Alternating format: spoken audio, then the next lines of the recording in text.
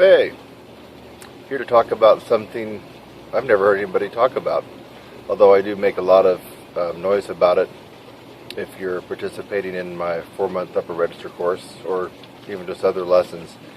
It's the topic of embouchure, encompassing everything here, or embouchure surrounding the lips, and the lips in the lip tissue itself being different and having a different kind of a strength. So most, actually maybe 100% of people think the embouchure is everything and the lips. And I used to think that too, until several events happened that caused me to think differently. There, in my opinion, is a big difference in the muscle fiber and the tissue in the red part of your lips here than the thicker muscles that surround your lips and your corners. And I want to talk to you about the difference and why you might want to explore increasing the strength of your lips in addition to your embouchure. Now, they're not totally separate. In other words, if you're going to be working on the strength of your lips, your corners and your embouchure will come into play. If you're going to be working on lip flexibility, lip slurs, and glissandos, things like that, your lip strength will get affected, and it comes into play. So they are interrelated, of course. But for example, if you've ever had the feeling of playing for a long time, and you feel like your chops are kind of giving out on you, but you notice that you can still play, but it feels like your lips bottom out on the mouthpiece. They just kind of keep caving in. Part of that is, yes, the corners are getting fatigued here. They are getting fatigued. But the real reason that's happening is the muscle fiber here can no longer plump up and create that cushion that you need on the horn. Remember, if that cushion goes away, your range runs out, and so does your playing. In fact, that's the whole reason that we all have a maximum range, regardless of how high it is. Your high range actually quits when you're using the maximum amount of pressure, and you go that one step further and no more sound or note will come out. That's because you've stopped the vibration of your lips. And as a result, you have no more cushion left. You're like really jamming the mouthpiece on hard. Obviously, we want to have the strength in our lips, keep our lips puckered and plump when we're playing, not have them be all the way stretched out to where the pressure is cutting off all the vibration. So, how can you really tell the difference in lip strength? Well, I'm going to be posting another video I did quite a while ago. It's actually the second hardest technique of the 75 techniques in my course. Is the triple octave scale. The triple octave scale is actually done in one breath and has gone up and down in 3 octaves with no tonguing. What makes that so hard is you have to roll in your lips and your embouchure in real time, and you don't get the ability to cheat and re-attack and restart the tone with your tongue or with your breath. We all know if we go high and we take a breath or we tongue, that gives us a little bit of advantage to keep either going higher to make that higher note easier, right? But if you start low and only tongue one note and go all the way up, come all the way back down smooth and fluid, you have to have a lip strength to roll in your embouchure in real time. Rolling in your embouchure because you're actually contracting the space or the aperture to be able to speed up the air. That's one way that we get compression. So you have to be able to do that in real time. Yeah, your chops in your corners here may help out a little bit, but it's your lips doing it. So I'm going to be posting that video to further show the difference in lip strength and embouchure strength. Embouchure strength, as we all know, is when you're there's a lot of ways to demonstrate it, but basically when you're doing simple lip slurs.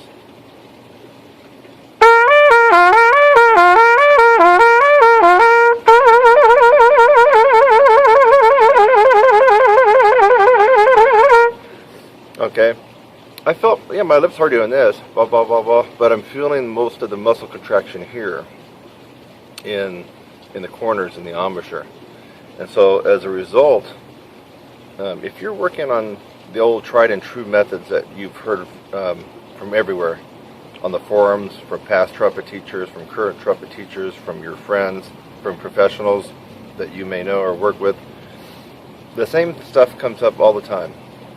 Practice long tones, practice scales up an octave, try taking things up an octave, and lip slurs or lip flexibility exercises. Those are all great for building up your embouchure and your chops to a certain point. They won't really increase your range to your absolute potential.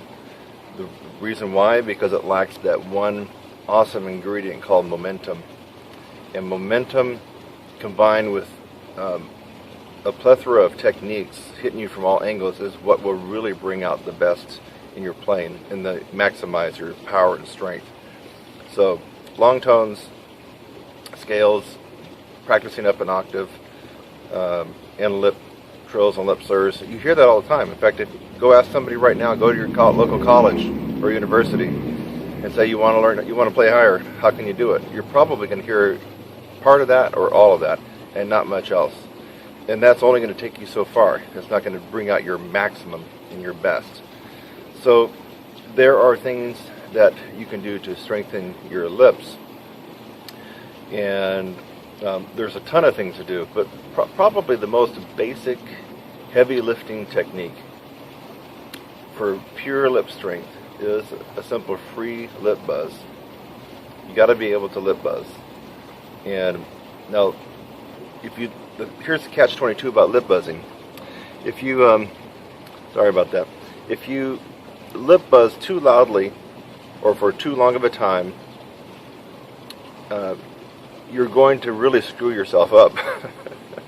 So that's why a lot of people poo-poo lip buzzing, or they say, oh, don't lip buzz because it's not realistic to what we're doing on the trumpet. Lip buzzing is a tool, and it's one of the best tools to increase the lip strength. And you will find that if you do a little bit of lip buzzing and use that as to complement maybe your lip slurs, your lip trills, pedal tones, and other things that you're doing for the physical part of the horn, you're going to see better results and quicker results. That's just the way it is, because you're working on the one thing that most people don't work on, and that's actually this tissue here in the red part of your lip. Don't believe me? This is kind of gross, but go look at a cadaver. Go to your university medical school if they'll let you do it, or watch videos. You'll see that they can actually take the whole skin and your face comes off like a mask. It's actually really gross. But when you notice that the muscle fibers and the tissues here, pay careful attention. The tissue here is very feather-like, but this here is different. I would say almost kind of gristly-like. It's just a different kind of tissue. It's not the same tissue as the muscles that surround the lips. It just is what it is. It's science. It's anatomy. So back to lip buzzing. Now,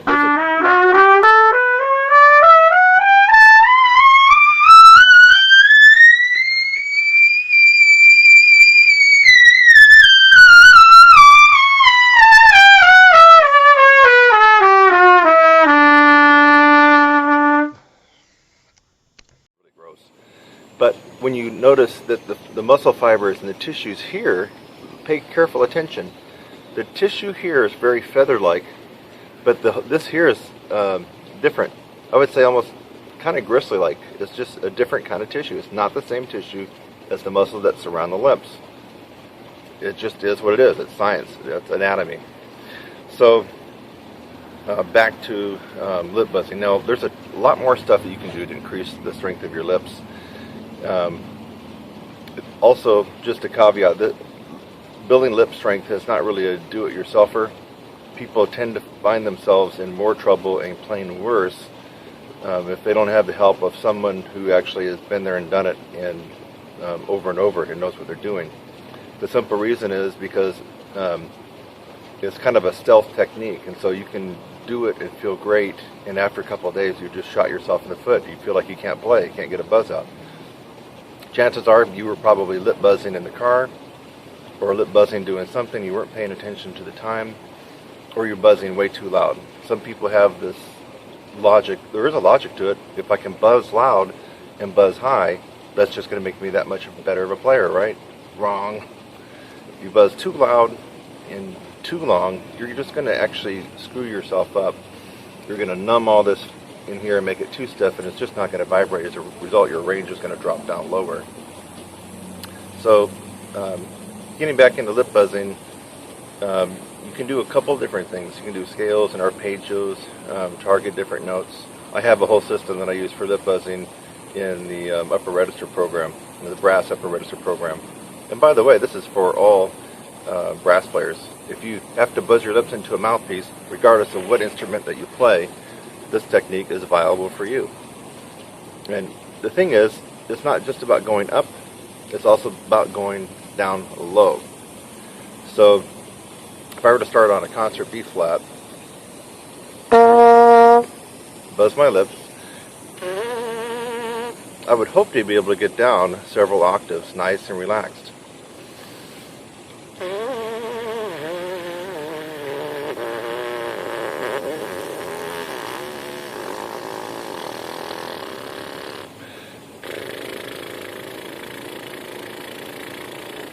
That was actually a triple pedal C lip buzz. And when you get down there, I don't call it a true lip buzz, because if you notice what's happening is you have a lip buzz combo lip flap or lip flutter. But still, if you can make that triple pedal C or triple pedal B flat come out like that,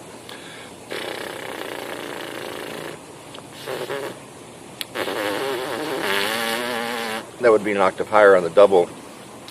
You have to have some degree of flexibility to be able to do that. Another one would be to do what singers do. You know, when you hear singers go, ah, and they go down low, you can kind of do that on your lips.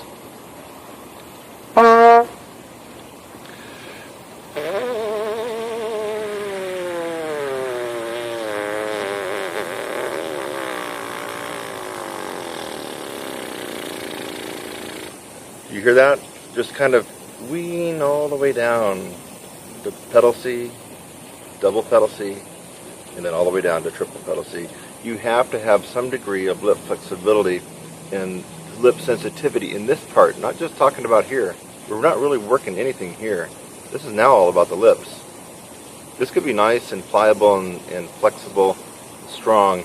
If your lips are screwed and they're too tight, they're too brittle, you're not going to be able to do what I just did.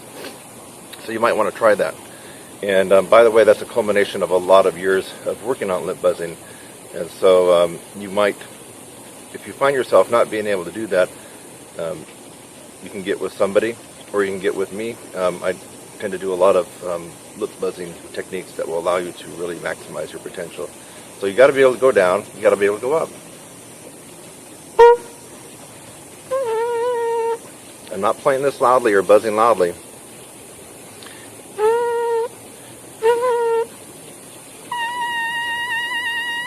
Just an easy, easy lip buzz. Let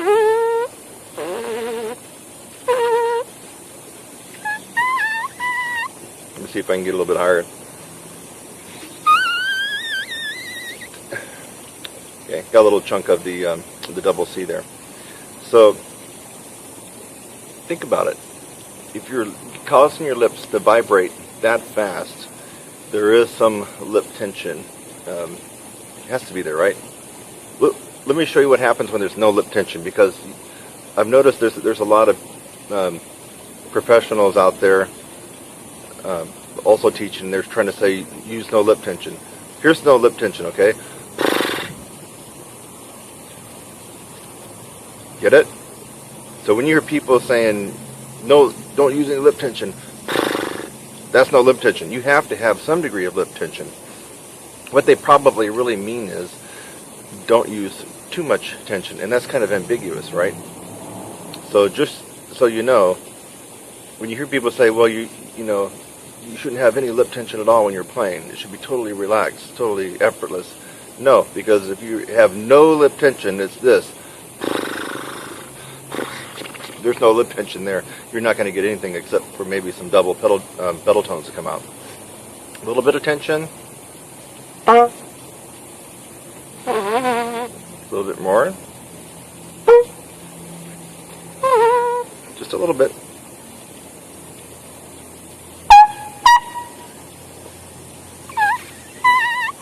And then let's see if I can get the next one to come out. There we go. That was quite a lot of attention, or a lot of tension to get that note to compress out. That was a double C on my lips. So, I hope this little talk about lip strength and corners, and we know the corners again. I mean, most people know about the embouchure and the corners because, you know, that's all you've ever heard about.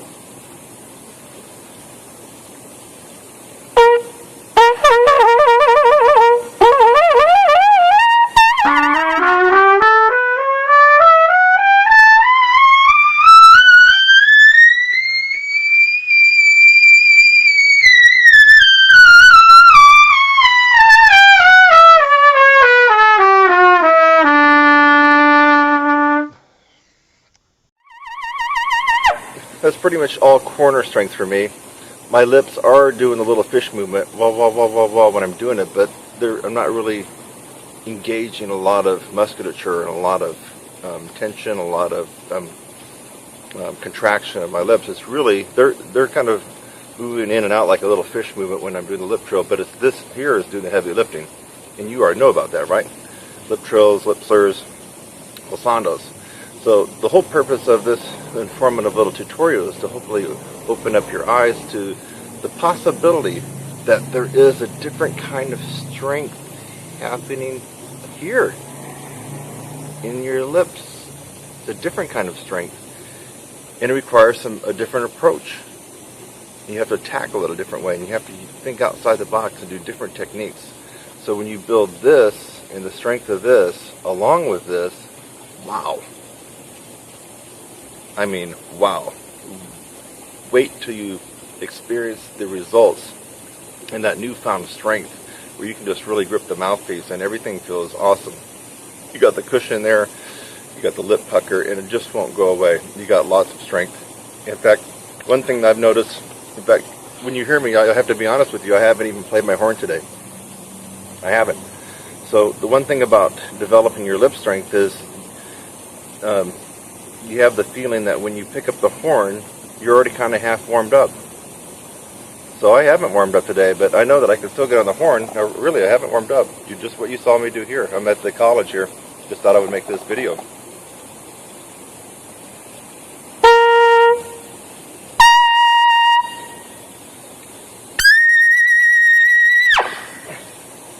That's with no warm-up.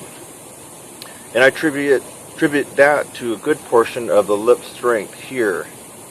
Because if I didn't have the lip strength in the thickened fibers in the cushion, it would have been like when I was a lot younger in high school. I could have never done that because after the high C, I would have been smashing my lips right into my teeth. It would have cut off the tone, regardless of how strong this was. So, I'm Kurt Thompson. I hope I open your eyes up to some new possibilities, thinking outside the box. And also, this is scientific. Do your homework. Check into the anatomy and musculature of the face, all this. Check into it, and you'll see that, yes, this is different. The muscle tissue and fiber is different in this little part here compared to around here. Go check it out for yourself. It's actually science. And the more you think about it, the more logical it does come across to maybe try to work your lips in a different way than you just work the whole embouchure. So I'm going to post up that video too, the one that demonstrates the real-time roll-in and roll-out of your embouchure, and that really highlights and depicts the lip strength more so than the embouchure. Yeah, you have to have, you know, strong corners to be able to do the triple octave scale, and there's no getting around that. You can't do the triple octave scale if you don't have the lip strength. So I'll put that up, and I'll probably talk a little bit more about that, but when you see that, try to do it in the range that